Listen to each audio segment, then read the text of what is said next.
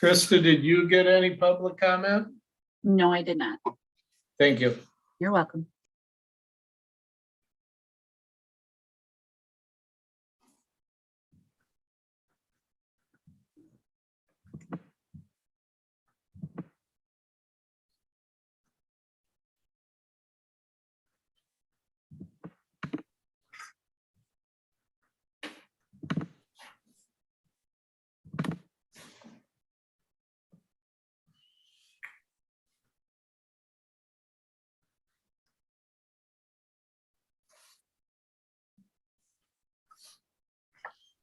All right, I see it's 3:30. So we'll call the meeting of the Dunn County Land Information Council to order. And Mr. Miller, do you have the role of the supervisors? I have the role of the ones in attendance, yes. Supervisor, Chairman Bartlett, Brian Johnson, Jim Anderson, Gary Steen, Vaughn Hedlund, Chuck Maves, Kelly McCullough, Diane Morehouse, and Jim Tripp. We do not have Tom Quinn with us yet. All right. Thank you. Approval of the minutes from the July 21st meeting of the Land Information Council. Supervisor Steen moves. Second, Mr. Chairman. Supervisor Morehouse seconds. Is there any discussion, any additions or corrections? If not, we'll approve them as printed. All in favor say aye. Aye. Aye. Aye. Opposed? All right. Staff reports. Steve, I would guess you're up. Sure, thank you. Thank you.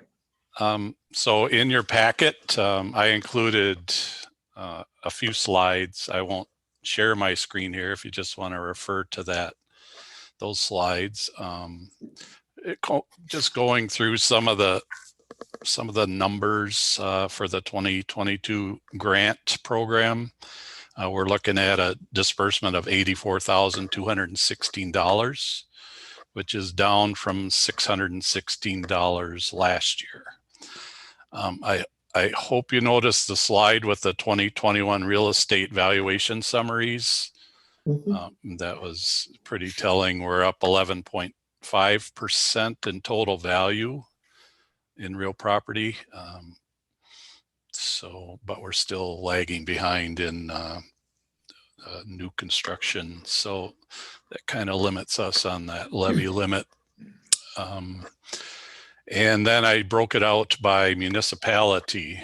If you had a chance to look at that and maybe review your own municipality and how that's compared to others in countywide, you can pretty much see the munis that had revaluations this year. Some were up 30%, some were up 29%. I see Town of O'Galley looks like took the award, up 30.1%. So just bringing things into alignment for real property, land value, and improved value. And that was that slide. I did also put a slide in there looking at the Register of Deeds documents, and Heather, I believe, is on the call. Yes, I see Heather, but I took her monthly report that she provides to me and put those in a spreadsheet, and we keep that a running total on those. And you can see that last year and this year are well above normal. So those transfers, returns, mortgages, whatever they are, every document that Heather records in her office are listed here, not just real property documents, but it does affect our office. The real property documents were up quite a bit. So a lot of transfers, a lot of home sales, a lot of splits, a lot of surveys, and that kind of thing. So, Any questions on any of all that? Any questions so far? Don't see any, Steve. Okay, thank you. I'll just continue down and talk about the remonumentation efforts that Tom's department is working on. And I know Tom reports to the PR&D committee and does a great job, updating those folks. And I don't know, Tom, if you want to just speak to this at all about what you're doing and your progress at all. Sure, I can. It's a large undertaking. There's approximately 2,800 public land survey system corners in the county. We are working to get to all of those eventually, but it is, like I say, a large project. Right now, we've got the town of O'Galley, town of Weston, town of Lucas, 100% remonumented. Each township has 133 of these PLSS corners in them. We're currently working on the town of Stanton. Right now, we're at 56% roughly of those corners done. And while we are trying to work township at a time, we do, get pulled onto other projects periodically. The phone rings, the surveyor needs some corners looked at up in the town of Sand Creek, so we work on those. So while we are working township at a time, we are working on all the corners throughout the county at any given time. So yeah, that's all I have. If there's any questions on the remonumentation. A point I'd like to make too is once a corner is remonumented, it's not done. The work is not finished. It also needs maintenance. Farming activities, logging, road construction projects, other activities put corners in jeopardy and either remove them or destroy them. So they need periodic maintenance over time. It's a project that will never be done. Supervisor Steen. Yes, Tom, can you just give a ballpark figure about how long you think it takes to do a township? That's very difficult question I can't give you a very good answer, Gary, and here's why. Some corners fall in roads. They're very easy to get to, obviously. You drive right up to them. Other corners, we were at one today in the town of Sherman, and we had to walk in a quarter of a mile pulling a sled through the snow up a very steep hill, and I can't tell you how many times I slipped and fell down.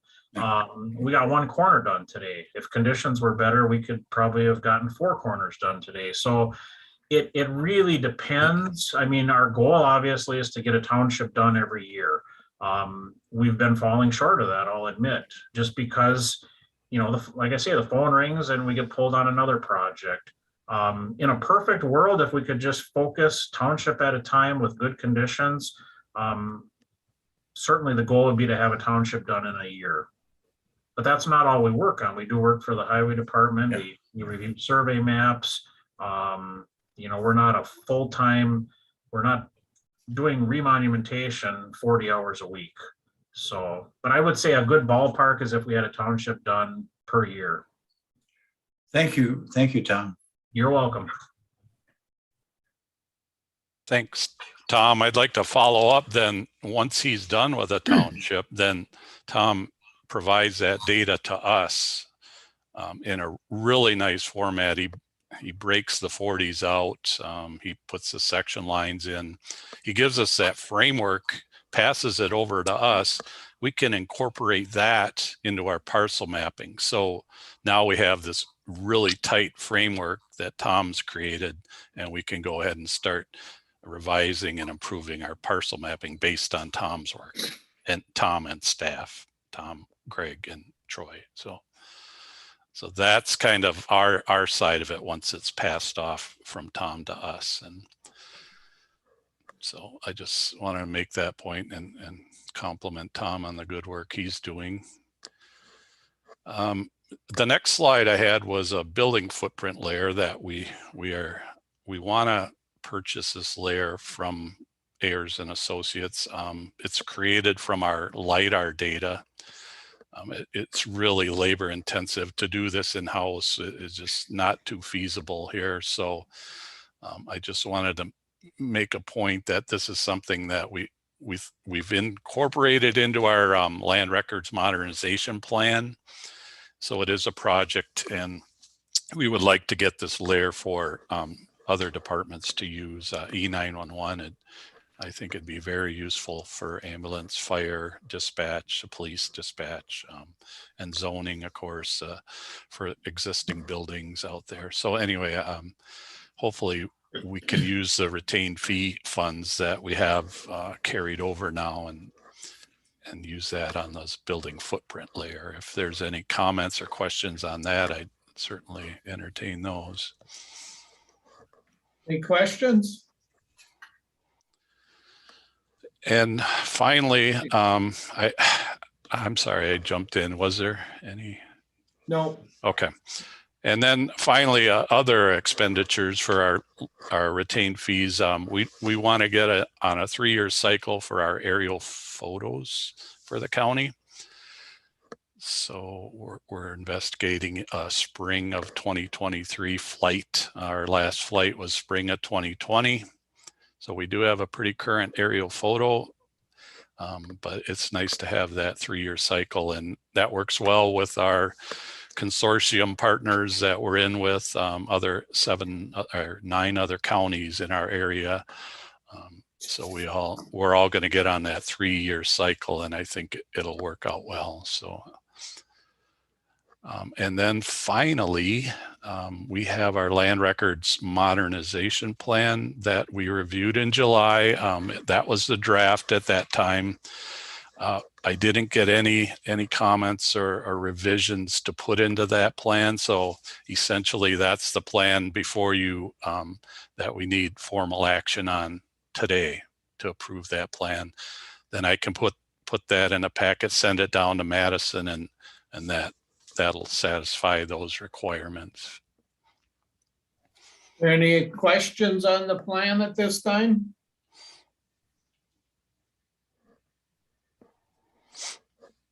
Don't see any. I've got one question. You thought on page 21, I believe it was, talking about trails, and it says the update to the E91 map. Does that mean that the only ones that can see those trails are E911? Okay, the ATV trails. Yep. Yeah. Right now, well, Melissa, are you out there? Did you want to speak to this, or could you please on what you guys have for that ATV layer? I know that's kind of I don't know, it's kind of herding cats right now. We're trying to get a handle on it. Sure, Steve, thank you. Thanks. Yeah, we have that layer on our mapping system that we use with our CAD.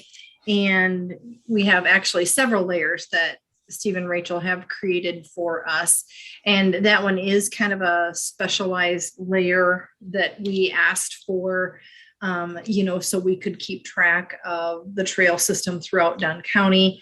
If we take calls on that, of accidents on the trail or people that are lost or different things like that, we kind of needed, to have that layer that we could turn on and either, using the GPS from their phone, plot the call, or, just get a better understanding of where these people are at.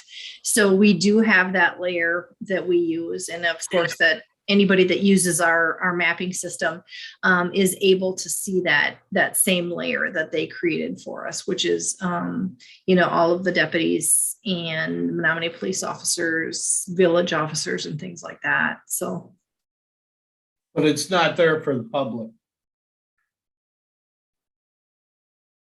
It's the map we use. It is not. I guess I'm not sure if it's the one that's available out on the actual Dunn County website. I definitely can look that up. But the one that we have access to, I believe, is a layer on our Zerker map, isn't it, Rachel and Steve? Yep. Yeah. And we don't have the ATV layer on the Dunn County website. Okay. Okay. Largely because it does change depending on the township ordinances. So that's largely why we do it. Well, they're working on getting those all the same.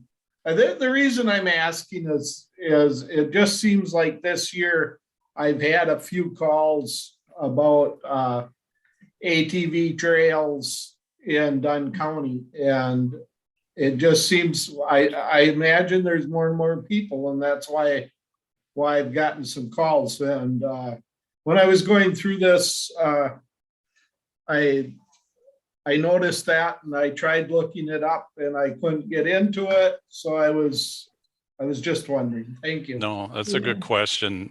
We've worked with Highway Department, on getting the county roads that are designated as ATV trails now, and that seems to be ever changing. And we just couldn't really land on a formal map that we could use. It's always changing, it seems. So I guess that's a short answer of why we don't have it out to the general public yet. Okay, thank you. Yep. Any other questions? If not, I think we need to move on this, right? So we need a Yes. motion and a second. Supervisor Steen moves. Supervisor Johnson seconds. Is there any further discussion on this plan, or do you want to approve it as printed? If not, all in favor, say aye. Aye. Opposed? Motion carried.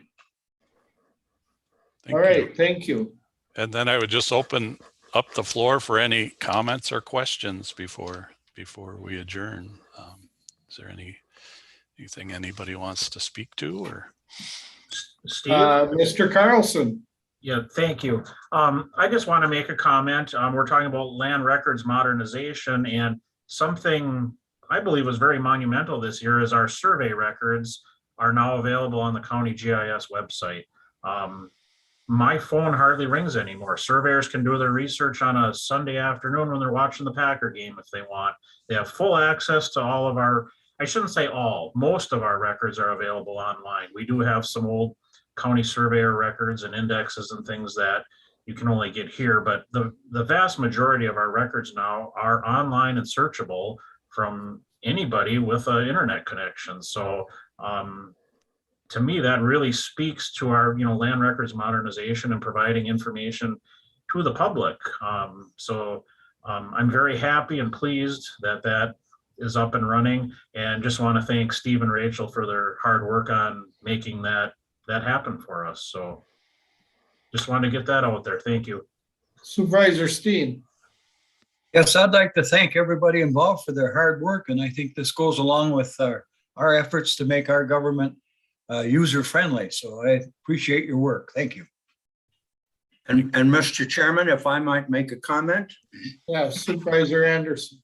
Thank you.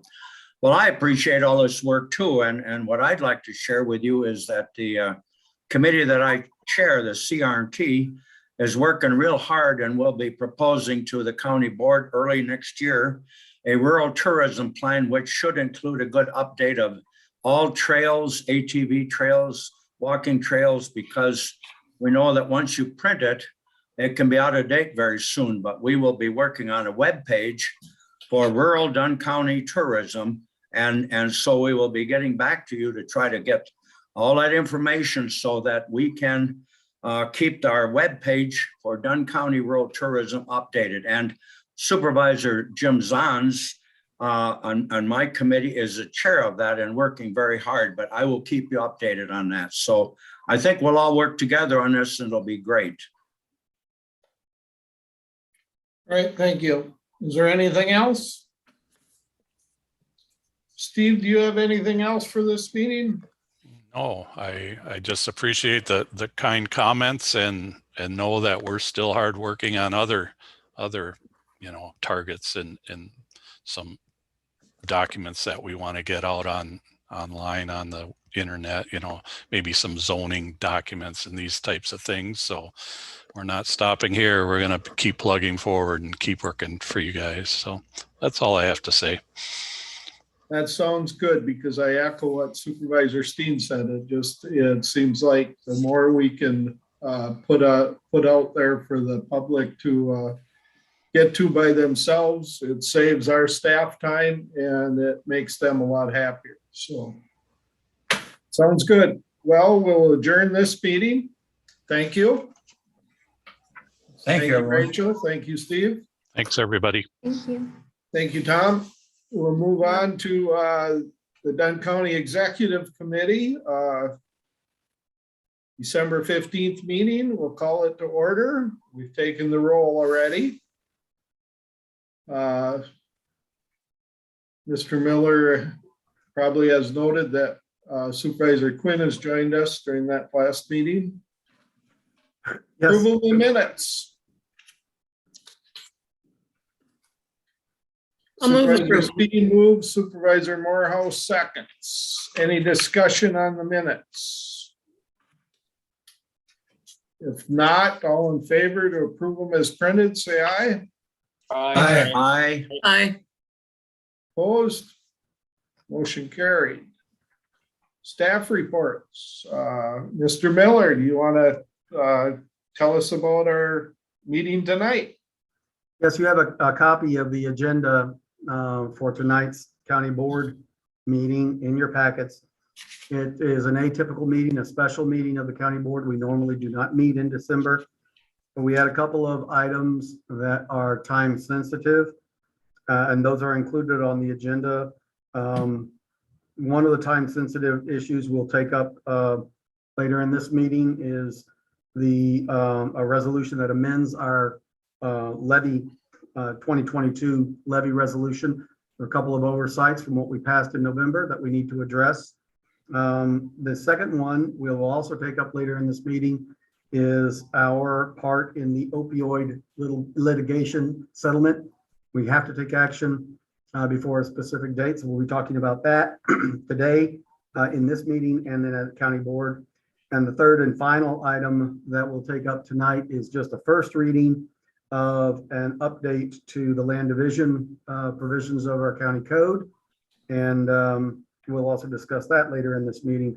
You won't find the other normal things that we do, the reports from committees or anything like the reports from departments. This is a special meeting of the county board. Well, I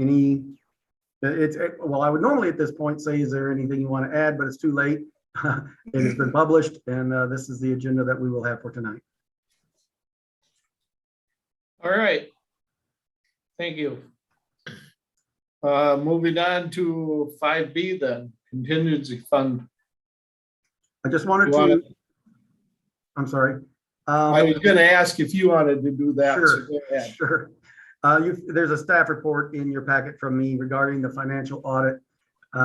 This is an informational staff report just to advise the executive committee that the Committee on Administration at its last meeting approved the use of contingency funds for up to $67,000 to pay for a forensic audit at the highway department.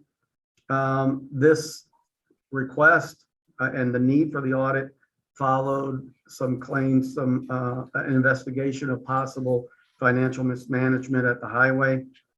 There was some corroboration, not of anything criminal by any stretch, but of things that were not being done properly.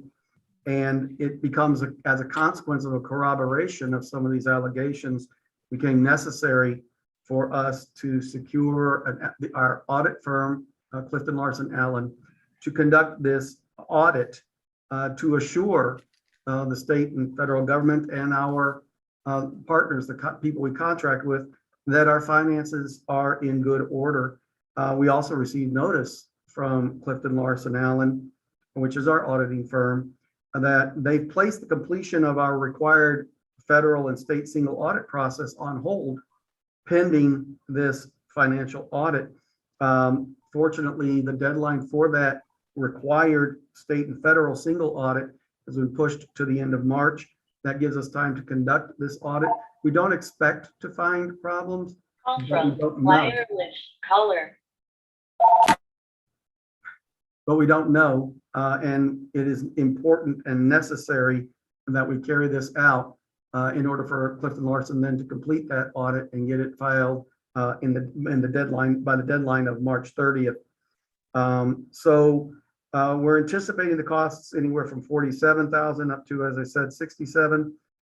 We had our first meeting today, staff and Clifton Larson Allen team on the scope, scale, and requirements for that audit.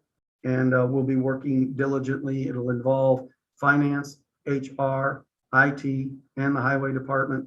It's really a matter of kind of daylighting things that we've done. As I said, we don't expect to find anything, but we need to be able to give the assurance that we've taken a look, that we've done our due diligence.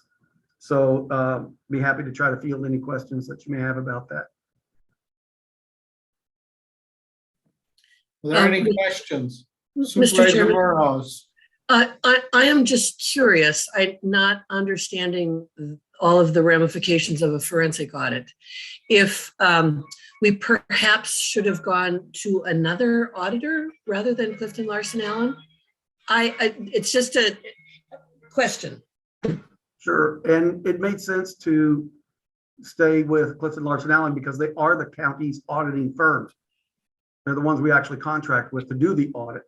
And so it makes sense because of their familiarity with our systems and with our processes that they be the one to do this forensic audit. This forensic audit will both be at the financial level. They'll look at, our receipts, our contracts, our records, but they'll also look at emails, things that are on hard drives, et cetera, to try to make sure that there isn't something unforeseen.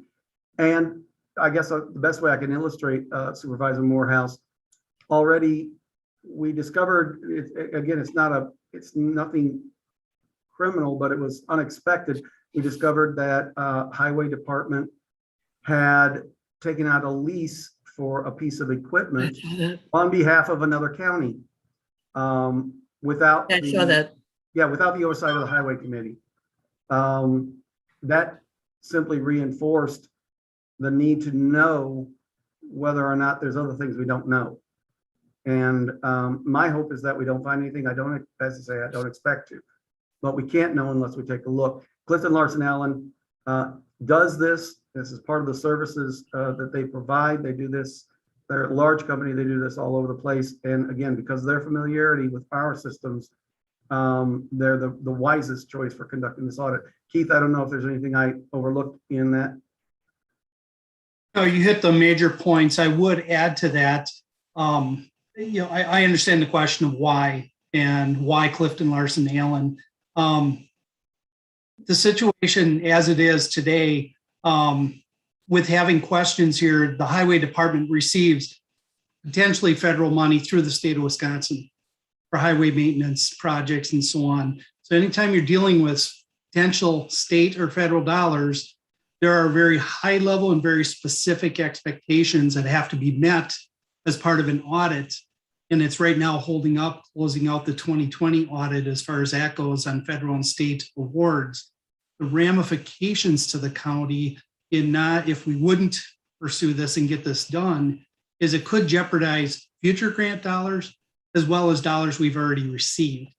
So it's in the county's best interest to complete this review, make sure that everything is good and get that documented so we can move forward with whatever comes out of that review. And I applaud the review. Thanks for that response. Supervisor Steen. Yes, I'd just like to say that I'm greatly in favor of this, and I'm hopeful that going forward, that the county supervisors will not ever be faced again with the mysterious $1 million shortfall that made us look not too good. And we didn't get a very good answer on that. And it's important, at least from my point of view as being a representative of the public, that I get answers and that I know what the hell's going on.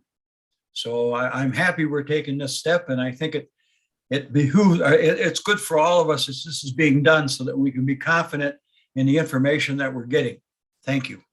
I will respond, Supervisor Steen, that what I'm calling the daylighting of our financial processes is something that we're doing, not just with highway, but kind of across the board.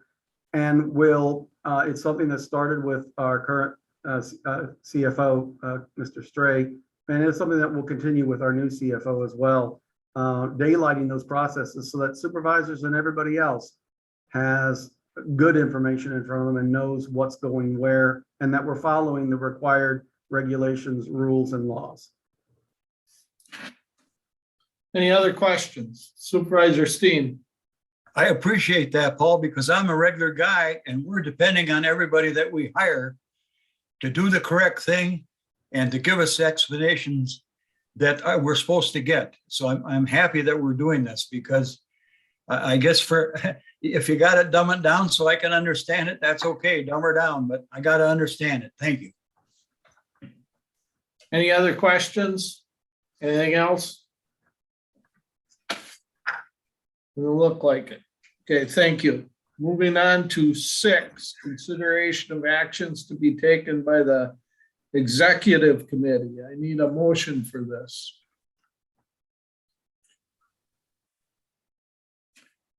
I would move. Supervisor Headland moves, Supervisor Steen seconds. Speaking to this referendum, county levy increase. I can. You've got a staff report in your packet from me regarding the referendum possibility for county operations. You'll recall at our last meeting of the executive committee on November 3rd, we discussed the overall financial conditions, and we, have noted, as we often have, that we are constrained by the state's levy limit law, which limits the abilities of local governments to raise funds with property taxes and to basically property taxes and borrowing, notwithstanding the grants and the few fees that we get. But the levy limit law restricts our ability to raise it. So as long as that is the formula that Madison has set for revenues, we slowly lag behind because the being able to increase our levy by equal to the net value of new construction each year lags behind the cost of living, doesn't keep up with the regional CPI. And so slowly our ability to provide the services we provide, the programs we provide at the levels of service that our residents have come to expect becomes more and more difficult. A short-term option for addressing this is to place on the ballot, and in this case, we're talking about next November, a referendum that would ask the citizens if the county may levy a specific dollar amount above and beyond the levy limit for a specific number of years.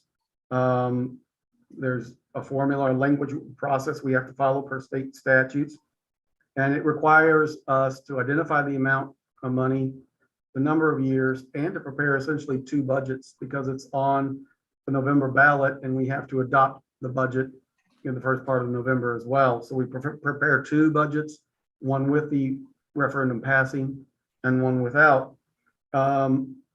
Cost of placing a referendum of this type at a bare minimum is $7,000. That's just to get it on the ballot.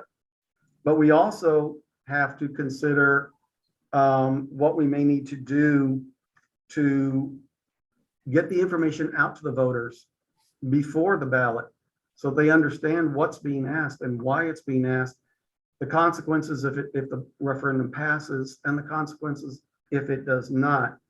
So that public information program, which is not the same thing as a get out the vote or stumping for a candidate, it's public information, is going to add several thousand more dollars to the effort.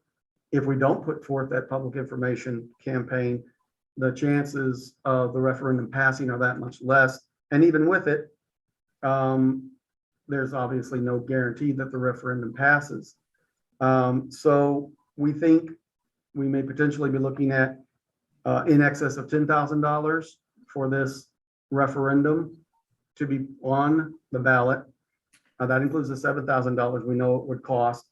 And we need to weigh that cost, which the actual monetary cost and the staff effort, the county effort on promoting the information about this referendum to the public against what we think are the odds of the referendum passing, whether or not we think it's a good bet, whether or not we think it's worth our while. So today, the executive committee is asked to discuss this option. And if there's a consensus to pursue a referendum in November of next year, a motion directing staff to initiate that process is what we would be looking for. Supervisor Mapes. Yes, as I've been out collecting signatures for the next year's elections, this referendum thing is one of the main topics that I talk to the people that I'm visiting. And when they understand what has happened over the last 15 years, based upon what we were told at our last meeting, as far as the numbers and stuff, so far, everybody I've talked to, and it's been 15 people, have agreed that, or they would be in favor as long as it was explained in a way that the people could understand. So they really know what the money is going to be spent for.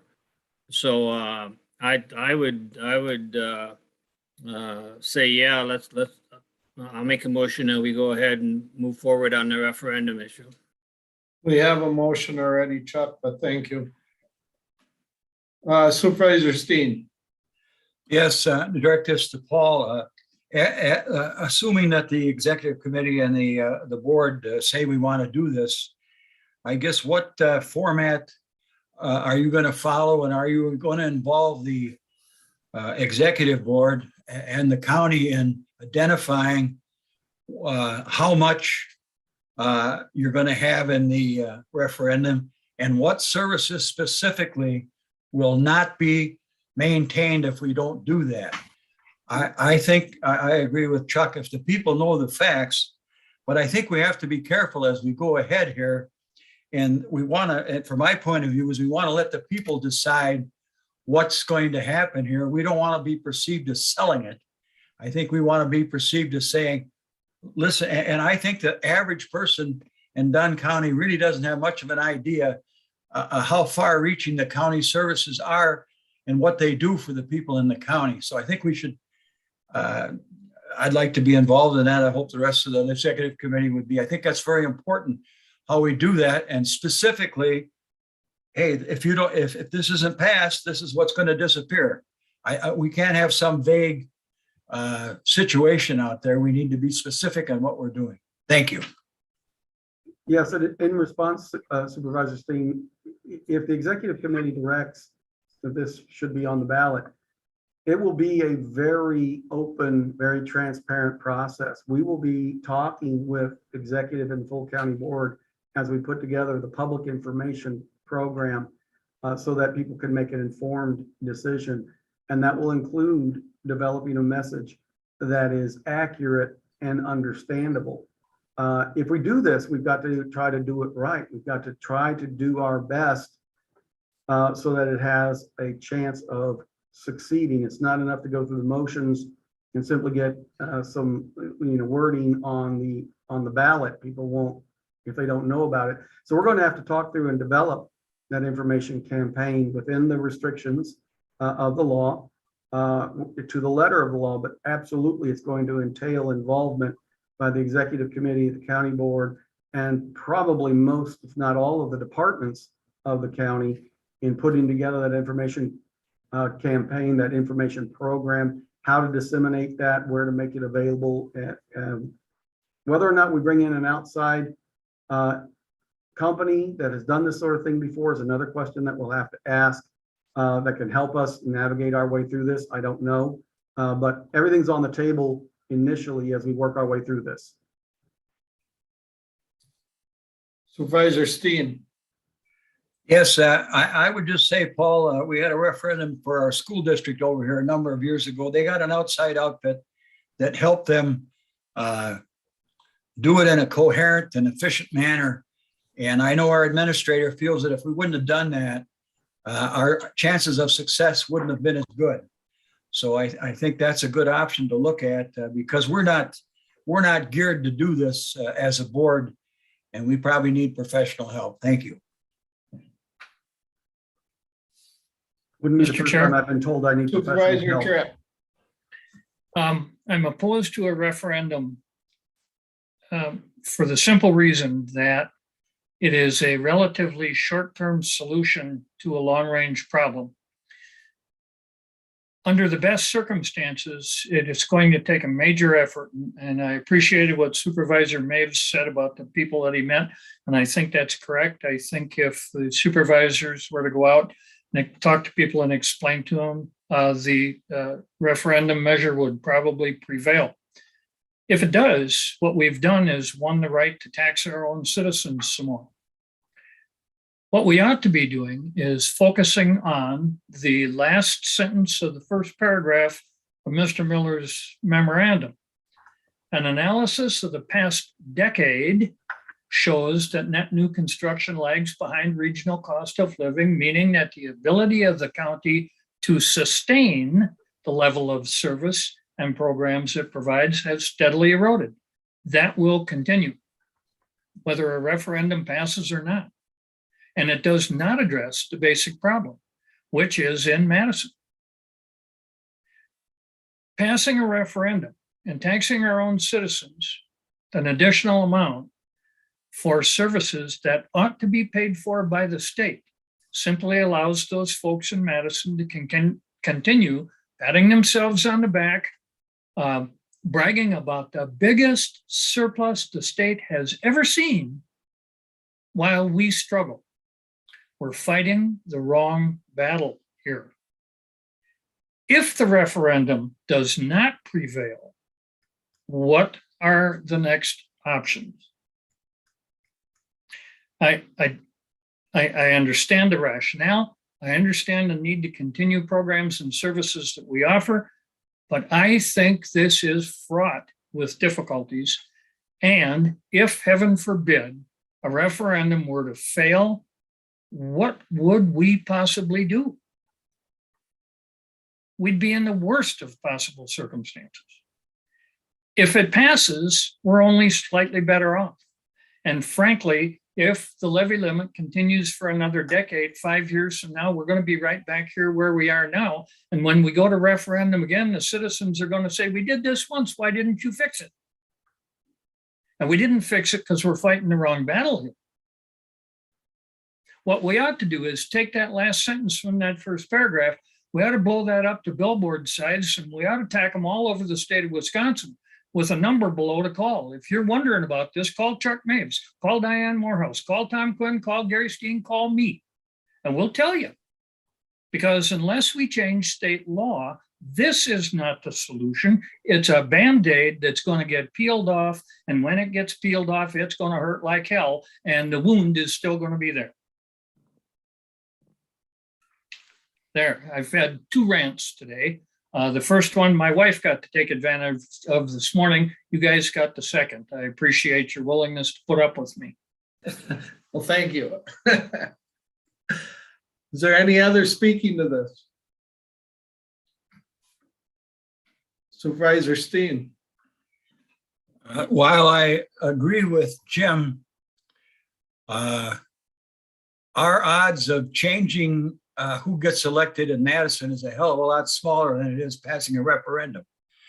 And what are our choices? Our choices, and if you've been listening to some of the board members in the past year, we're just kicking the can down the road. We're kicking the can down the road. Well, we ain't going to kick it down the road no more.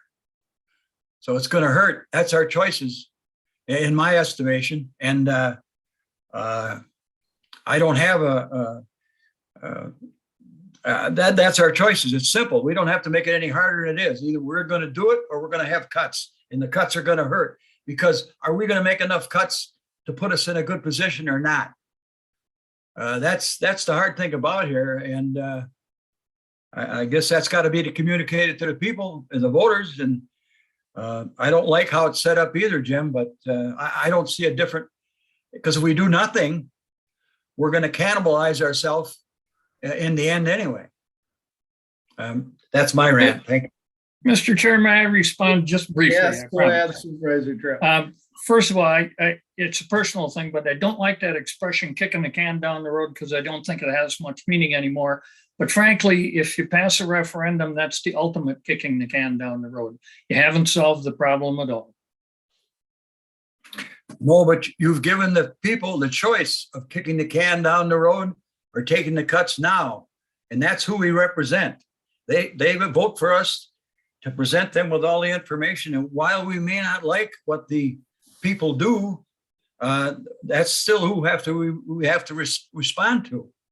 And I just think if we did the cuts that we ought to do, we would be doing far more damage to our taxpayers and their families than if we passed the referendum. But I could be wrong.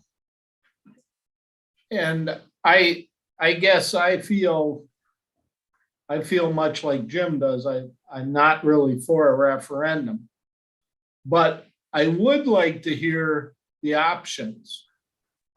And if moving towards a referendum makes us look at our options, I feel it's worthwhile to do that. And when I say our options is, if we're going to do a referendum, are we still going to borrow $3 million a year for capital improvement projects? How much is the referendum going to be? Mr. Steen, Supervisor Steen asked, we should let the people know what programs or services we're not going to be able to provide if we don't do a referendum. I would like to know that too, because frankly, I don't think we've taken a hard look at what programs we could eliminate if we had to. We prioritized a few years ago, but I don't think the board did a lot after that. I think mostly administration looked at our prioritization chart and went from there. We did cut home health care a few years ago, but I don't see that we've made some real tough decisions yet on this board. And maybe looking at a referendum might make us look at those tough decisions, because we're going to have to look at them to be able to explain, as Supervisor Steen stated, what we will not be able to provide and what our plans are in the future. If we think we can just go for a referendum for $5 million and still borrow $3 million and not change anything else, I think that's foolish thought, and I don't think it's going to go. I think we're going to have to look at things. So I think moving forward on this, even though I'm not totally convinced we need a referendum, I think it's a good move. That's where I'm at. Supervisor McCullough and then Supervisor Morehouse. I'm generally in agreement with the idea that a referendum isn't a great choice, but I do like the idea of getting the information that Chairman Bartlett was talking about. I would also note that if we go to referendum and the people say no, that's a pretty definitive vote to make some of those cuts that we have been talking about. I'm not particularly happy about having to make those cuts, but if we go to referendum and it fails, Jim was talking about what happens if it fails, we are in the position of making those cuts. And when people say, why did you choose to make those cuts? We don't have the money. We asked for it. They said no. Supervisor Morehouse. Yes, thank you, Mr. Chairman. I agree with Supervisor Tripp that the bigger issue is state policy, is the levy limits. I think the feasibility, looking at statewide maps and so on, I think the feasibility of our changing that is pretty low. I have for several years been agreeing with Supervisor Steen that we should at least look at a referendum. And I also agree with Supervisor Maves. I have talked to my constituents who don't necessarily have a full understanding of the county budget, but they do understand that there are issues. And I think when it is explained to them, the level of service that is provided and the need to generate additional funds to support them, I think you would agree with us. I think it's worth a try for the committee to move forward and ask the staff to do some additional work on the feasibility of a referendum.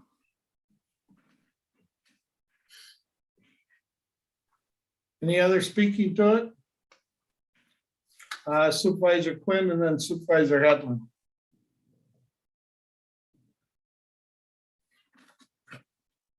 Tom, you're muted.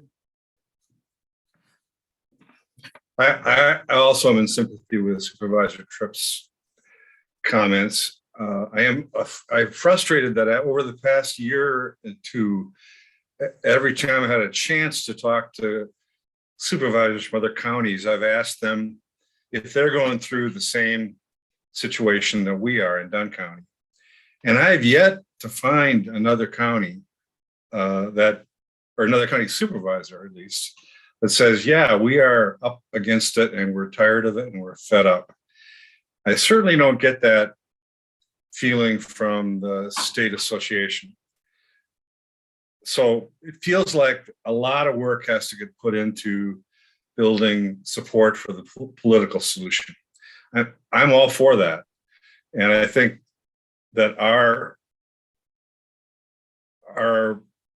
political legislative meeting in the winter should have a focus on that.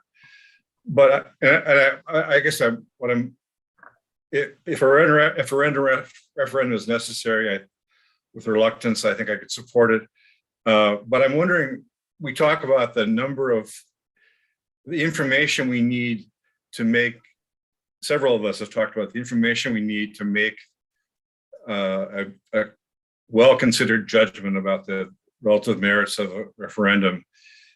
How is that going to happen? And how does the resolution we're looking at right now maybe connect with that process? Mr. Miller can give me what he thinks about that. Sure. Let Mr. Hedlund, Supervisor Hedlund go first and then Mr. Miller. Okay, sure. Thank you, Mr. Chair. Yeah, I guess I would certainly shadow what you yourself said. A referendum can have a very welcome tone to many people when they see that it'll provide them with something they want. If it doesn't, then it has no chance. And then I think the other issue is as Mr. Tripp has brought up, is it something that is a long-term solution? And it could be, if you're building a new highway building, that you need, but we're not looking for a referendum for that. So I think we have to be careful. I think my statement to constituents here when I'm getting signatures is that, it's short term. It's something we're investigating to do to get us to carry through. But the real long-term thing is a change in Madison, as we've been talking about it. I guess I like you, I'd like to see, just we need to take that look at those things that we won't be able to provide if we don't. Thank you. Mr. Miller? Sure, a couple things for the consideration of the committee. Unlike the referendums that you see for schools, those are generally for capital projects. Build a new building, build a building addition, whatever. What we're talking about is a referendum for operations. It's fundamentally different. And this relates to the point that Supervisor Tripp was making. Our increasing shortfalls in revenues versus costs are all tied to operations. And that's not going to change.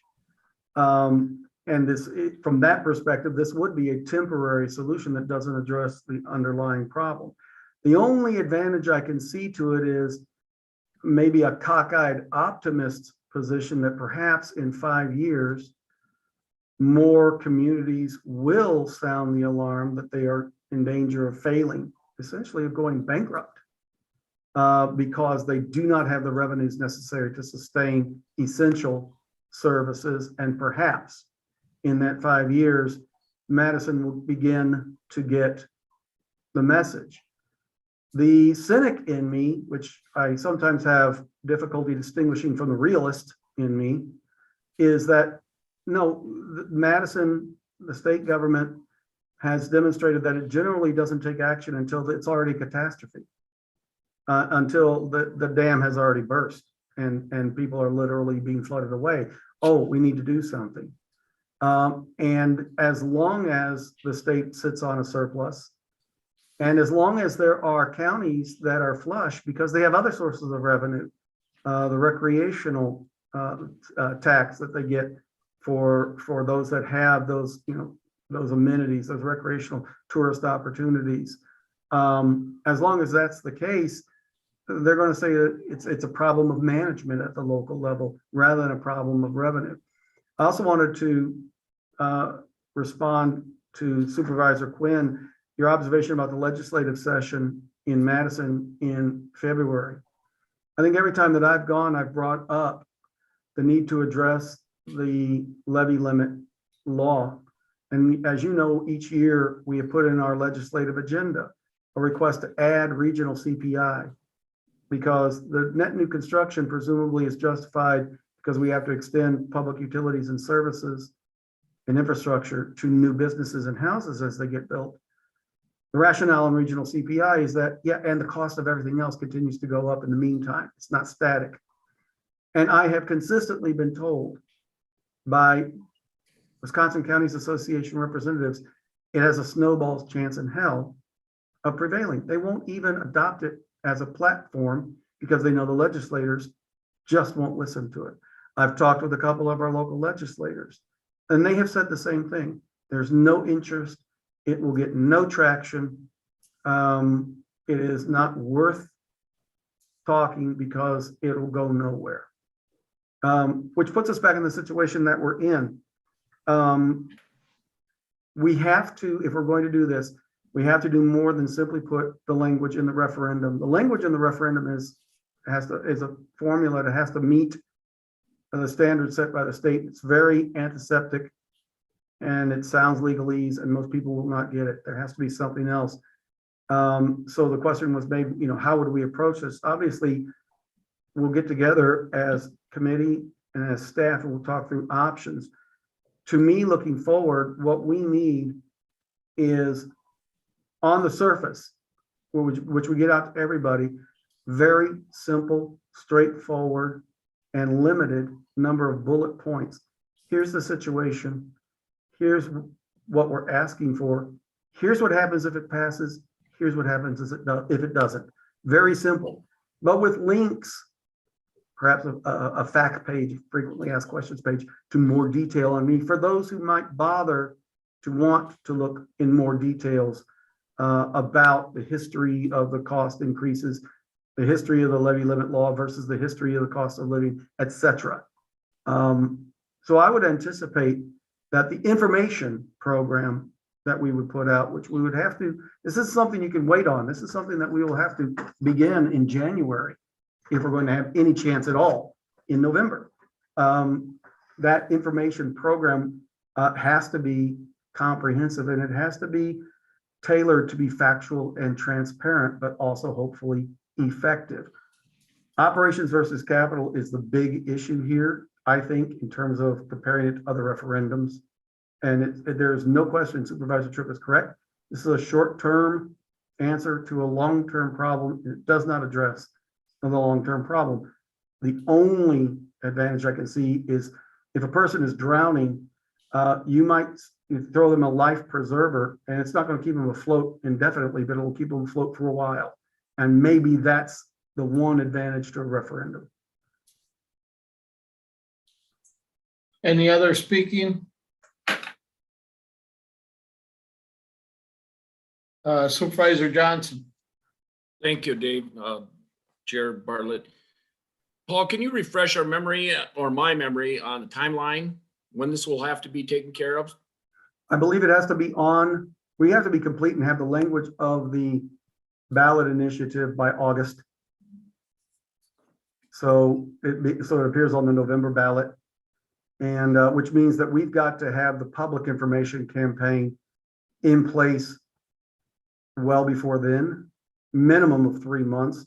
And we have to talk about how to put that out, where we're going to put it out, the mechanisms, the means we're going to use to put that message out. I can see, for instance, one possibility would be to ask supervisors, once we have provided the material, to canvass their districts, to go around and be representatives for the county, to talk to their constituents, just as Supervisor Headland said he's been doing, Supervisor Maves said he's already been doing. Ask all 29 to advocate for by literally pounding the pavement, knocking on doors, talking at the at the coffee house with their constituents about what we're asking and why we're asking it, among other techniques.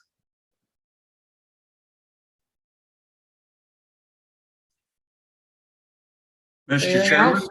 Yes, Mr. Chairman. Yeah, Supervisor Anderson. Well, thank you. I purposely waited to hear from all of my fellow supervisors. I have an open mind, and I commend each one of you. I think you're all making a great point. And as I sit here listening to you, you're pretty good debaters, I think. Well, I agree with that. And so to all of you. This has been worthy of a good discussion. So where do I sit right now? Very briefly is I tend to think that when I heard Supervisor Tripp and his comments, I've switched a little bit, and I tend to think maybe as of today, I am not supportive of a referendum. I'm going to keep an open mind, and whatever way we go, I will do the best to support it and make it go. But I commend all of you. I think this was a great discussion, and to our county manager as well, you make some great points. Thank you. Hello? Supervisor Quinn. Still muted, Tom. Sorry. Just a crazy thought. It does seem to me that inevitably this is a political question, a public policy question. And we're going to put a Band-Aid on it perhaps if we do a referendum. But could we at least consider perhaps combining the two in the referendum? So the referendum would have a element of political, an indication from the citizens of Dunn County that they want the state government to address these problems. So just throw that out there. That doesn't need discussion. And it probably complicates the issue beyond the simple points that Mr. Miller was talking about, but just a thought. I'll speak to what Mr. Miller talked about, that bringing up adding cost of living to the levy limits. And I agree totally that, speaking to our legislative people, they pretty much, some of them have told me flat out, there's no way they would vote against the levy limits. Talking about the more conservative ones now. But speaking with them, they would consider a different way of funding county government. They pretty much all agree we shouldn't be adding something more to our property tax. And frankly, I'm at that point also. I think our property tax is high enough in Wisconsin, and Dunn County isn't the lowest in Wisconsin by far. But when I've talked to them about some type of a sales tax or coming up with a different type of funding, they have been a little bit more open to accepting that, or at least that's what they told me. I don't you never know what's going to happen when they get to Madison. But I agree that with Supervisor Quinn and Supervisor Tripp and the other ones that have said we should keep working on our legislative people. I totally agree that that's our long-term solution. And our state of Wisconsin, when you compare sales tax, state of Wisconsin is lower than an awful lot of other states. So are we ready to vote to ask Mr. Miller to proceed with looking into a referendum? Mr. Chair, Yes, Supervisor Tripp. can I ask for just a little clarification? This is a vote on a motion to request that the staff look into and prepare information on a potential referendum. Yes, and then we would start gathering information from the supervisors to decide if we should. This isn't going to decide we're going to have a referendum because we don't know how much, we don't know what it's for, anything. This is just to get the ball rolling, look at that stuff. Thank you. And it's not if I may, it's not a small decision at this point either, because what we are talking about is resources, applying resources to this, and notably upfront, staff time, staff resources. Corporation counsel is going to be involved, CFO is going to be involved, I'm going to be involved, and to lesser or greater extent, other department heads will be involved. So it is an allocation of county resources just to initiate this process. But yes, the question in front of the committee today is, shall staff initiate the process? There will have to be subsequent steps, including an authorization of the actual language that will go on the ballot.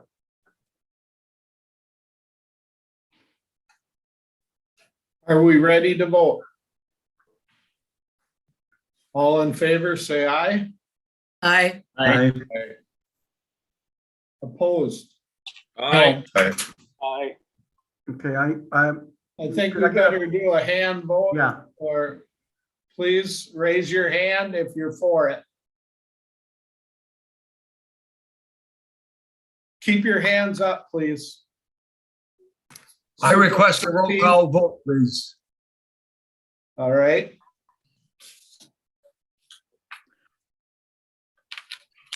You want me to call the roll then? Go ahead. Okay. Supervisor Anderson, Yes. Supervisor Steen, Yes. Supervisor Headland, Yes. Supervisor Maves, Yes.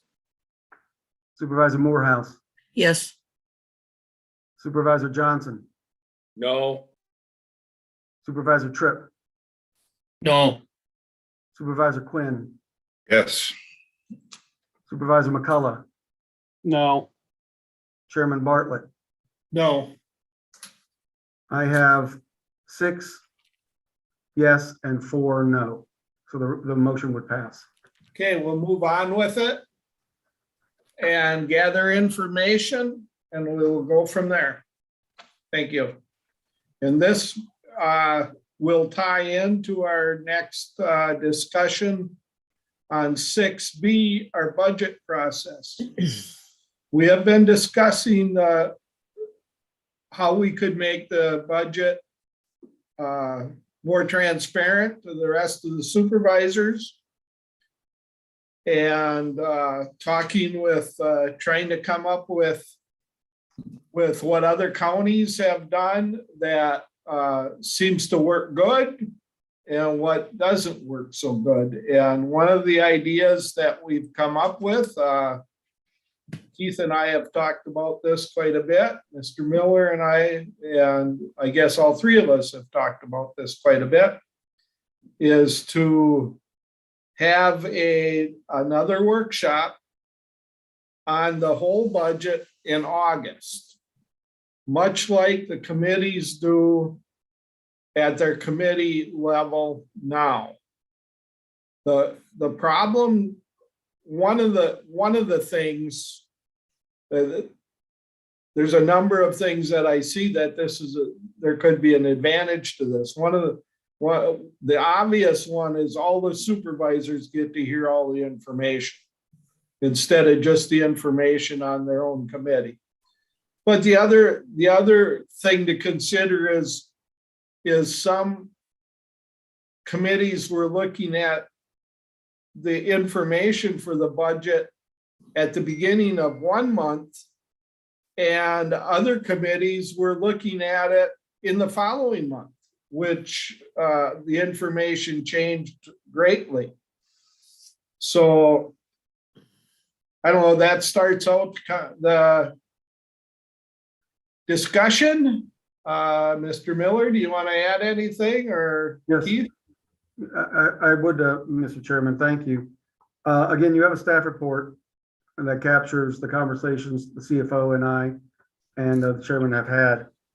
The proposed changes that we are putting in front of you on our budget process include what Chairman Bartlett just mentioned, an August county board workshop on the entire budget, where all supervisors would have an opportunity to see all of the budgets of all of the departments and divisions, and weigh in. So that everybody has a comprehensive view of the budget. This would be in lieu of the standing committees reviewing these individually. And it would, in our estimation, not only give every county board supervisor an opportunity to hear and to weigh in on each of the department budgets, as Chairman Bartlett said, reduce the number of meetings.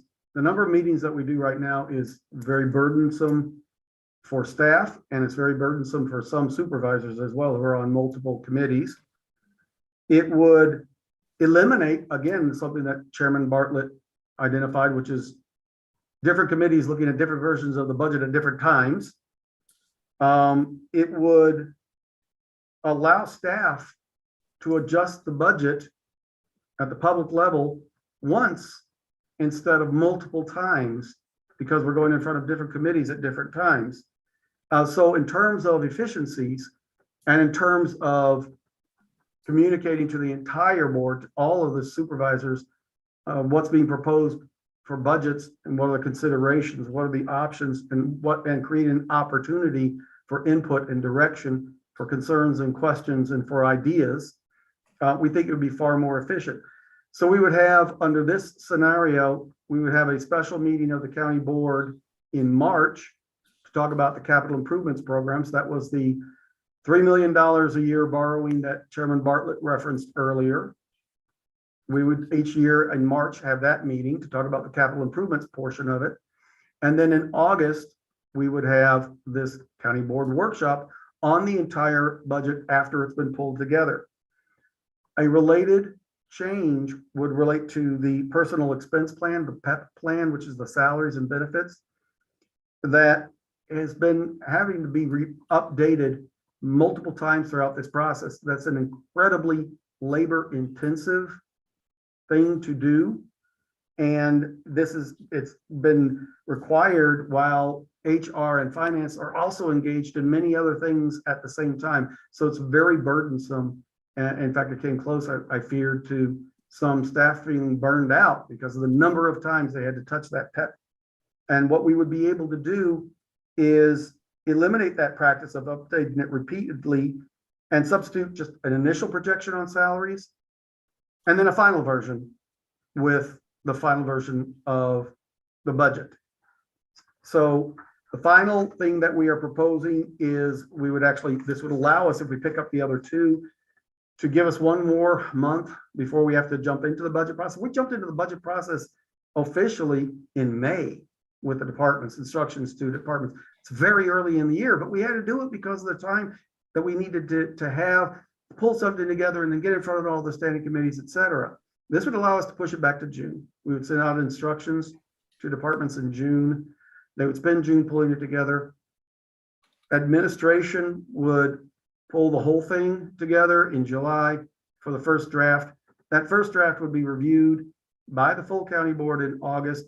That would give us September and October to massage it into a final form. October is when this committee forwards that recommended final version to the full county board for adoption in November. Much more streamlined and we think much more efficient process. What we're looking for you is discussion of these changes and an endorsement to approve these changes to our budget process. So, Keith, do you want to add anything before we start hearing from the supervisors? Thank you, Mr. Chair. Yeah, Paul and you did a really good job hitting the high points.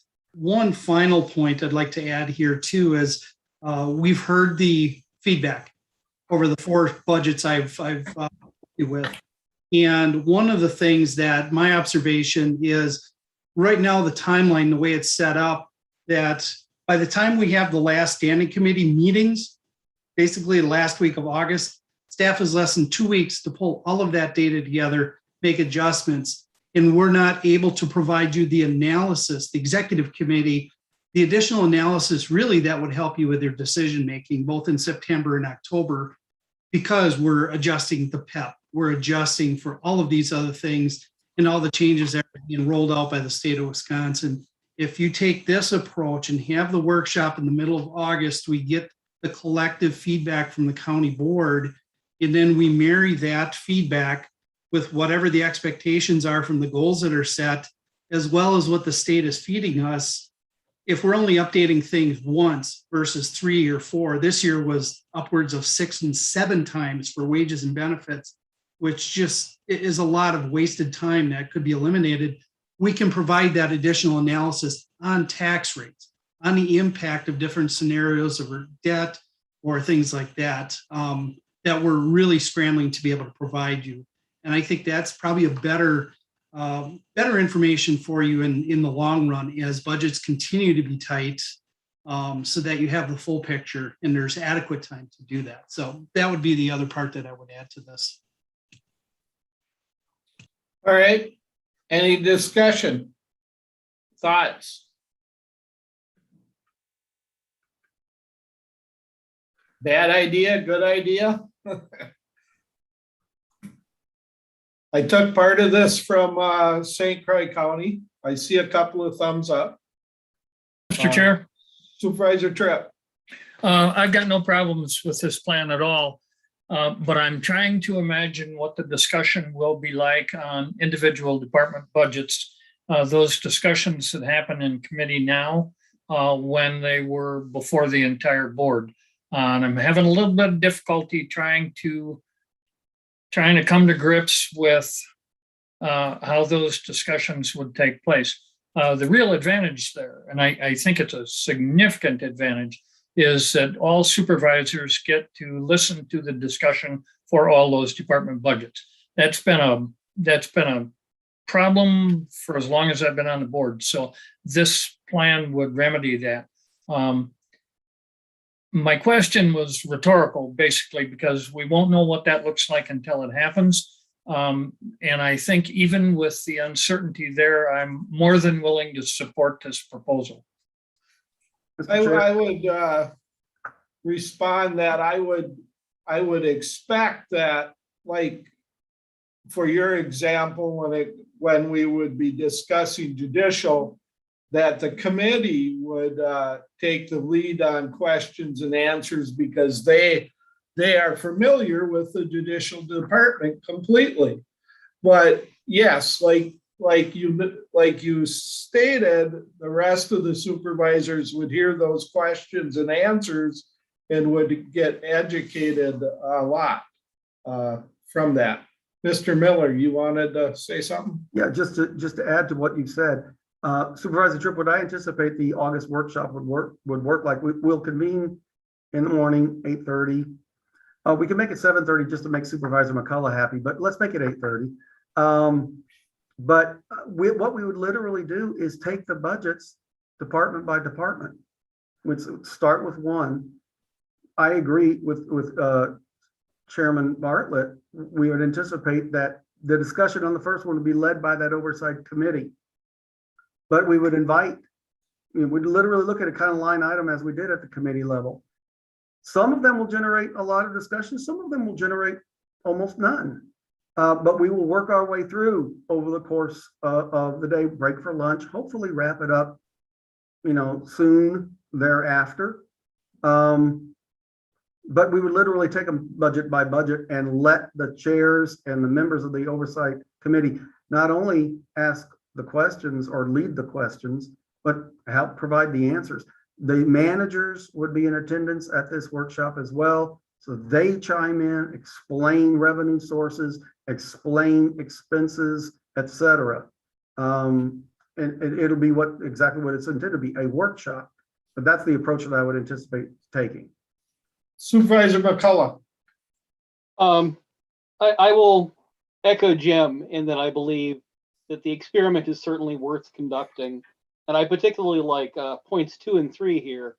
But I will note that I am dubious about the timeline of a single day meeting to accomplish all of that. Quite dubious, given the way the budget process worked when I joined the county board. I'm certainly willing to try it, and I think that the savings in staff time and effort is more than worth justifying the entire experiment. But I have my doubts about the workability of the workshop. We will try. I will agree with you though that back in the 70s, they did have a 2-day budget meeting that lasted a couple of days for the county board, and they went over the whole thing. I'm hoping that there's enough common things in each budget that we can go over part of it fairly fast. And some of the budgets will have to take a lot more time on, like highway, sheriff, health and human services, stuff like that. Any other supervisors? Supervisor Tripp and Supervisor Anderson, and then Keith has something to add. I have a question about the plan. Is there anything that would preclude a committee from looking at preliminary department budgets ahead of this meeting?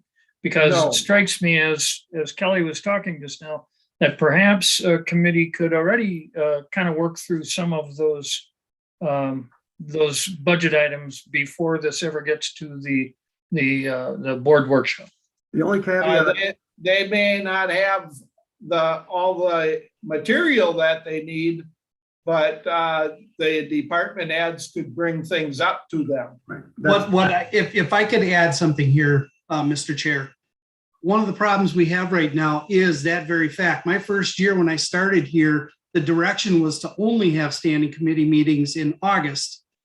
And people were putting it on their agenda and expecting the CFO and the county manager to be at those meetings. So we actually had 2 months of meetings on top of it. One of the challenges is you got back into that versioning issue and the complaints from the very first budget that I was involved in. When we talked about this timeline in this proposal, it was with the goal of once the information is turned into us for administration to compile and put it together in a consistent, coherent packet, it would go out the week before the workshop.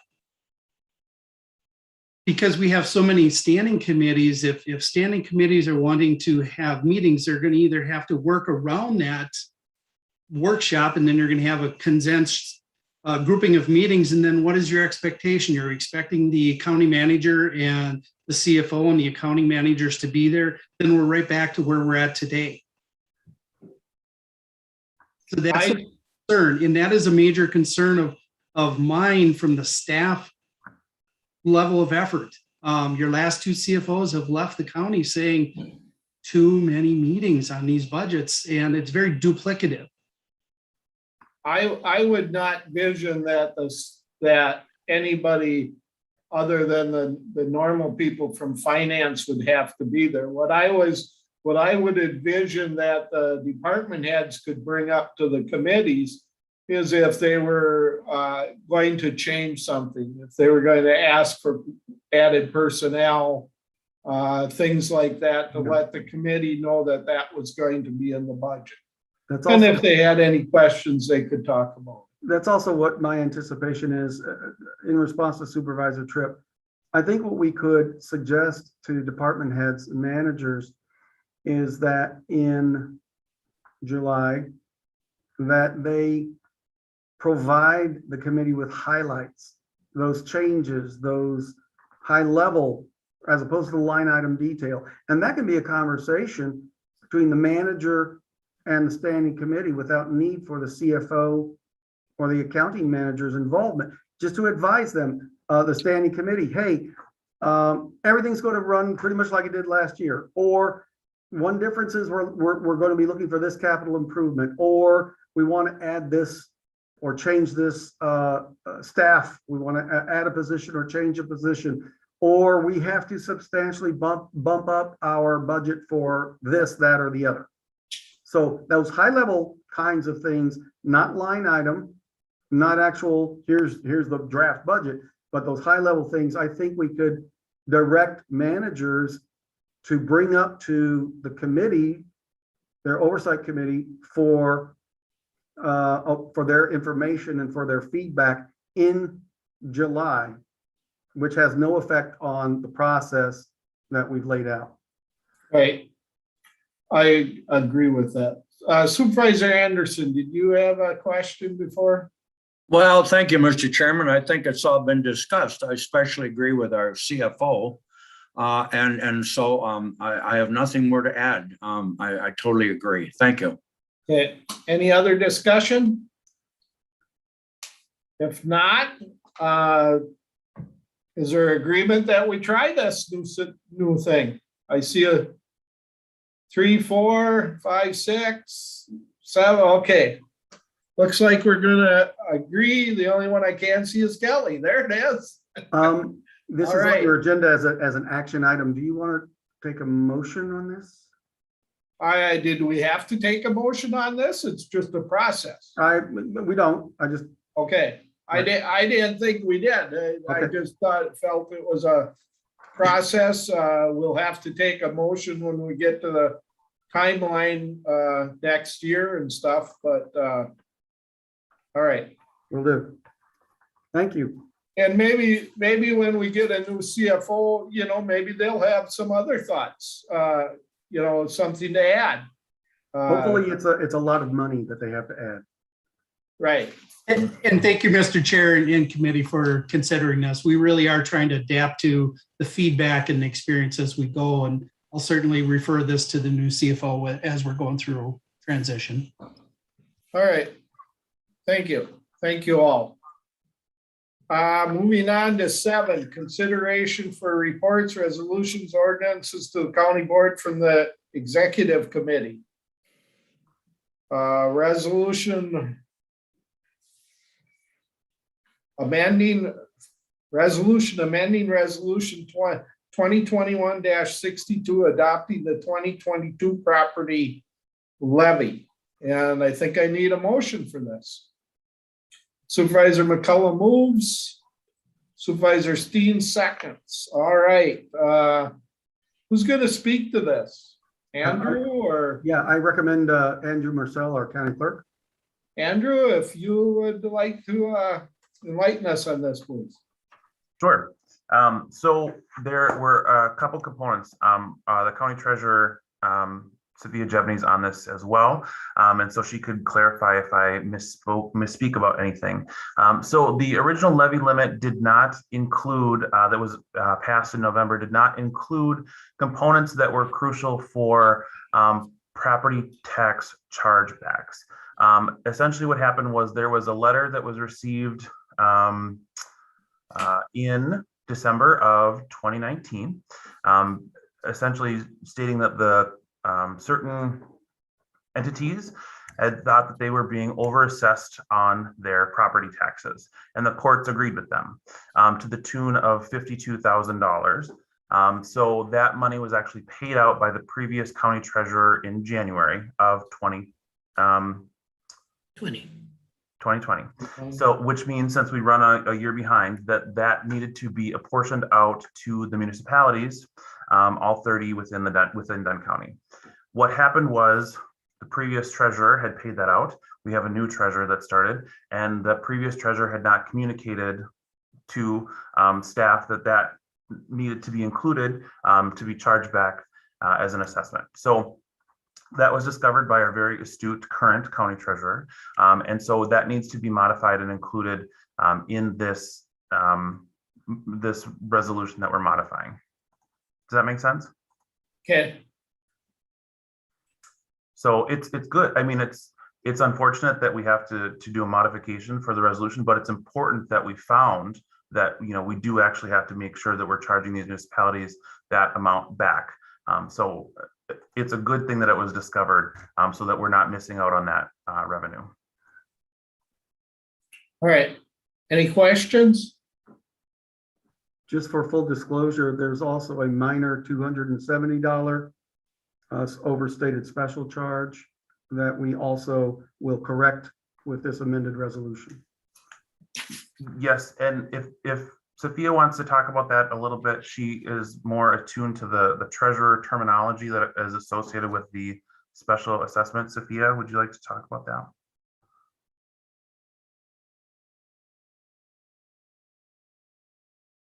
I don't know if your microphone is working, Sophia. Do you have your speakers off, Sophia? Looks like it's on. Speakers and microphones are two different things. I can hear her. I can hear her speaking from her office. Invite her into yours. Yeah, I thought when I didn't see that, that it was muted, that she might not be there at this time. Here, she's coming. She's on her way. Okay.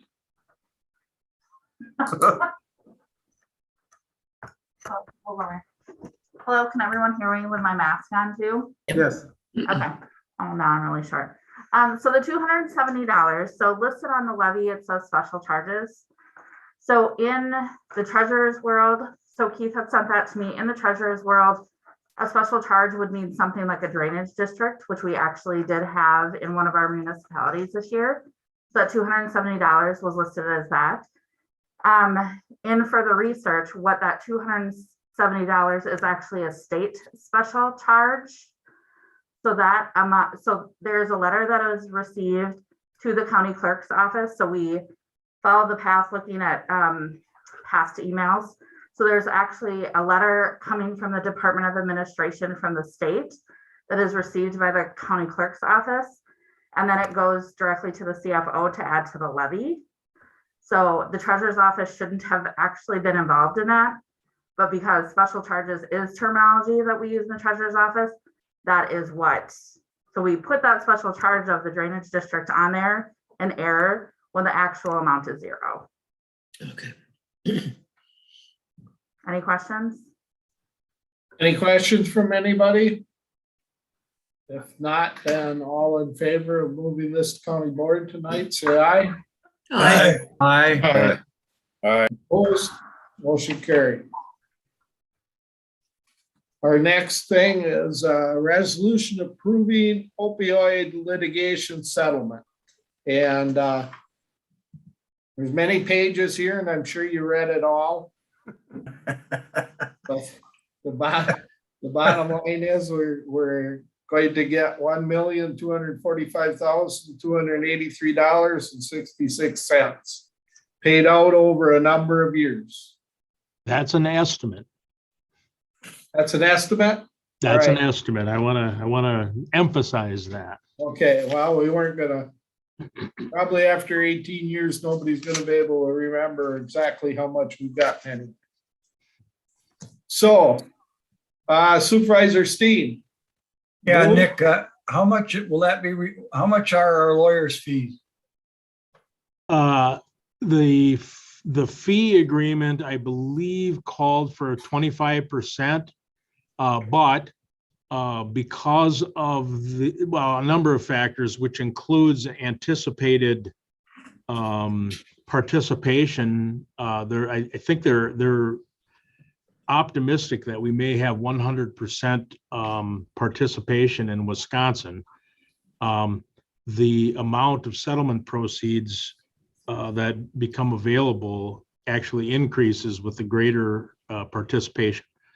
So because of sort of a numerical success anticipated, and the fact that there is a settlement expense or a settlement cost fund that's set up separately, that attorneys who are representing plaintiffs in the opioid litigation, with respect to this particular group of settling defendants, they can make an application for fees as well as expenses.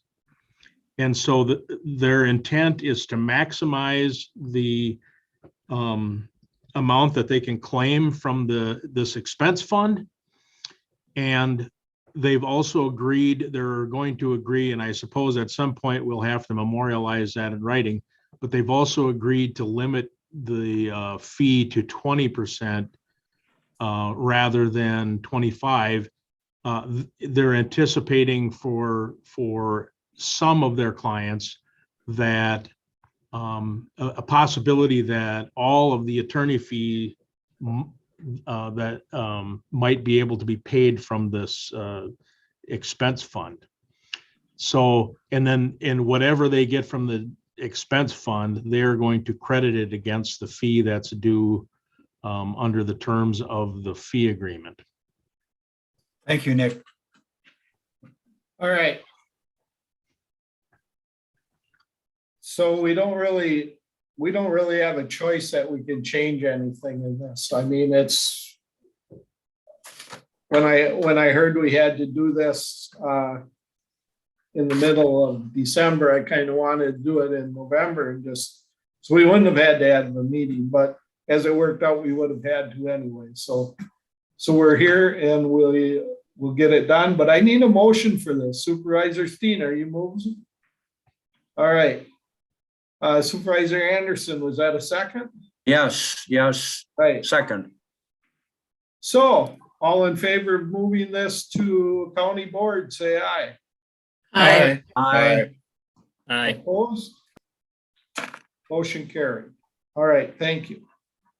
7C, a resolution rescinding 2013-37 and establishing the Highway Department, Facilities Department, and Transit Department. So this is moving it back the way it was. I need a motion for this. Supervisor Johnson moves, Supervisor McCullough seconds. Speaking to this, I think our committees have talked about it. Is any of the committee chairs want to speak to this, or Mr. Miller, or I can? I'm happy to. This is something, I guess, that I asked Mr. Miller. He was thinking about advertising for a highway commissioner to take so anyway, I asked if we'd consider this before we advertised for a highway commissioner. And I think the last couple of highway commissioners that we've lost have complained. One left because of the public works, having a public works director. It was just too much. The one that just left had complained of this, and we had raised his pay because of it. So I think this is something that we needed to look at, and the three committees have looked at it and all decided that we should change it back. So that's where we're at. So any discussion, any questions? Mr. Chairman, I will only add that we think we will have more success in advertising for a highway commissioner than we will for a public works director. We think we'll get better candidates. Okay. Any questions? If not, all in favor of moving this on, say aye. Aye. Aye. Opposed? Motion carried. Mr. Chair, I will note that this will not be on the agenda tonight. This will go in front of the county Right. board in January. Yes. Moving on, review of reports, resolutions, and ordinances coming to the county board from the standing committees.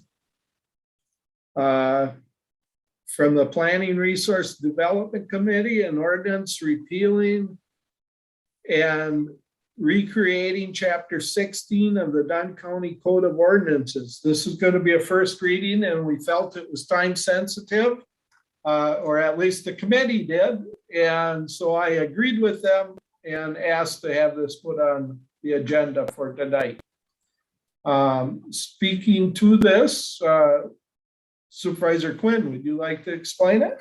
Just briefly, I think, we've been working on this resolution or this ordinance for most of the past year, coming primarily from the survey department, Tom Carlson, with a lot of help from corporate counsel. We've had, of course, public hearings on it. It largely affects land division standards and protections of environment and splits and things like that, particularly of concern to the non-zoned townships in the county. And we have had a chance to work closely with them. They've been involved in our discussions as a group. And so the final ordinance is something that they have supported, and we think it is ready for adoption. All right, any questions? Anything to add from any of the other members? Not, thank you. Moving on to 8B from the Committee on Administration, a resolution approving the labor agreement with powers of arrest employees. Supervisor Headland, or Mr. Miller, or Corporation Counsel would like to explain this. I'm going to defer it to probably a county manager. I'm very much impressed with their work. I will make that comment. Thank you. And what I will say is that the negotiating team for the county met with the Powers of Arrest Union on a new contract, and it actually went very well. It only took a matter of 3 weeks, Nick. Yeah, And that's because our calendars were crowded. Yeah. What we have put together is a 2-year contract with the powers of arrest. The details are attached under the collective bargaining agreement. And staff is recommending that the executive committee recommend adoption of this resolution. And this is also, by the way, if you pass it, would go to the county board in January. Correct. And I'll let you all know, the union has actually met and voted and ratified this agreement. And so we're just waiting for the county board approval, and then it will be implemented. Any questions? And this also we will not see this until the January meeting. Do we have a motion, or do you need one? Don't need one. We don't need one. This is a report from that committee. So moving on, reports from the standing committees. I'll start in, as I see it on my screen, Supervisor Anderson is up in the upper left-hand corner, so I'll let him go first. Well, Mr. Chairman, thank you. CRT met Monday. Our main discussion, of course, was trying to get updated and get our rural tourism program online in January and February. And I will report to the executive board next month if I can have a little more time at that time, so that we then can take it to the full county board and give you our plan. Thank you, Mr. Chairman. Thank you. Supervisor Headland. Admin? Screen flopped off here. Okay, admin. Yeah, we met on the 2nd. We had a marathon of a meeting, started at 8:45 in the morning. We went into a closed session and then interviewed 5 very qualified candidates for the position, being left by Mr. Stray, our Chief Financial Officer. At the end of that session of interviews, we were able to come to a conclusion as a recommendation and to pass on to our county manager to make an offer to would be the top candidate. After that, we went back into regular session and did our normal amount of business, reviewing vouchers and so forth. Along with that, then the resolution that we just discussed, it was also a part of that meeting. So we will meet again in January, actually, I believe. Our next meeting coming up. We did reserve another day there on the 9th in case we needed to have second interviews, but luckily that was not necessary. Thank you. All right, thank you. Moving on to Supervisor Mays, facilities. Thank you, Mr. Chair. At the last meeting, the most talked about thing was we've already acted upon it. It was the Public Works split up issue, and we had a good discussion on that. And the committee unanimously one said yes, let's split it up. And then the other discussion was on camping in city or county parks, not the rec park, but other outlying ones. There was a case where there was a camper parked up at 22 Mile Ford Park up there, and the police or the sheriff got involved with it. And we'll be digging into that. We've talked about it in the past, but we've never really had a resolution as far as it's camping in the county park. So that'll be one of the things we'll be taking up next year. And otherwise, it's pretty much business as usual. And our next meeting will be January 26th. Thank you. Thank you. Supervisor Morehouse, Health and Human Services.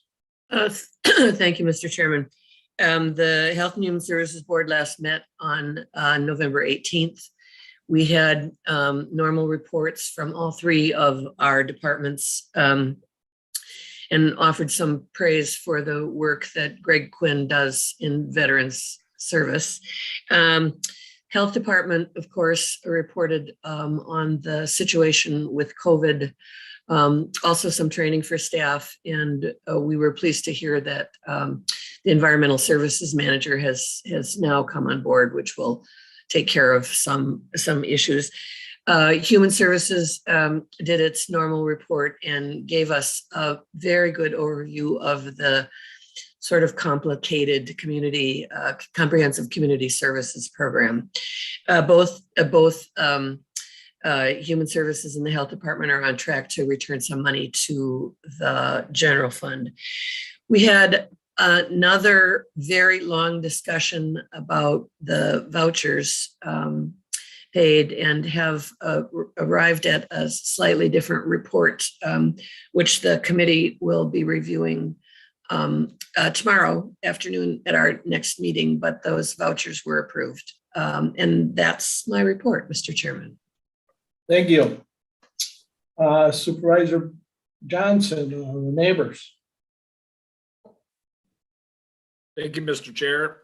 Our last meeting was November 16th. Administrator Meyer introduced the new social service mentor, Laura Briesmeister.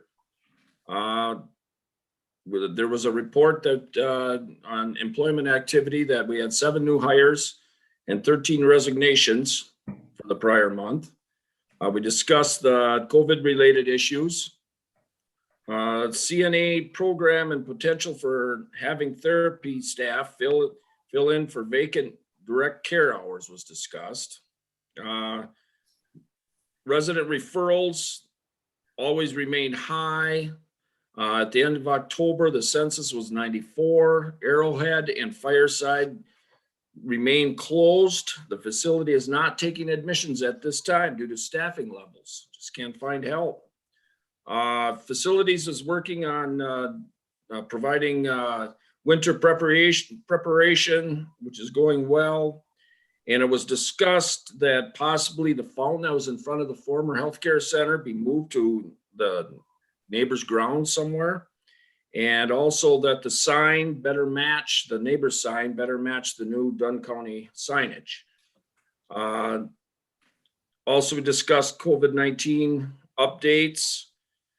Vaccine mandate notices have been issued. 70% of the neighbors' staff are vaccinated. Approximately 40 staff remain unvaccinated.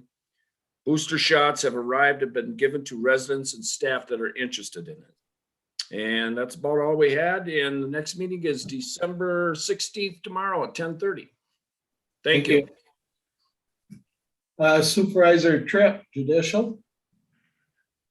Thank you, Mr. Chair. Judiciary law has not met due to the holidays and lack of pressing business. Our next meeting is scheduled for the fourth Monday in January. Okay, thank you. Supervisor Quinn, PR&D. I'll get that done eventually. Thank you, Chairman Bartlett. So the PR&D committee met yesterday, I guess, and maybe perhaps meet again at the end of the month on the 28th. We'll see what the agenda is like. We had reports from the divisions, and everything seems to be going well. Adding in some new employees, our new employee in zoning, which really helped the workload there. Our new planning and zoning administrator, Ann, is really doing a good job. The reports were very positive from the division heads and the register of deeds, or register. Yeah. Anyway, that's about it. Just ordinary business, and the ordinance that we're going to take up tonight at the county board meeting. Thank you. Supervisor McCullough, highway transit. The majority of our work was routine operations. I will note the forensic audit, which we have already talked about. And the only other thing I can think of that really needs to be drawn attention to is our next meeting will probably be the first Wednesday in January rather than the second Wednesday in January, in an effort to make sure that we meet quorum and light of everyone's travel schedule. And that's it for me. Thank you. All right. Next meeting is January 12th. Are there any other announcements? Supervisor Quinn. Just real quick, with regard to the CRT committee, really, you all have gotten notices about the Broadband Symposium that's going to happen on Friday. There's still an opportunity to register for that. They're going to be taking registrations until tomorrow for board members. So it'll be interesting and a good use of your time if you want to go online and sign up for it. So. All right, thank you. Thank you, Tom. I forgot that. You brought it up. Any other announcements? If not, we'll see you in a couple, 3 hours.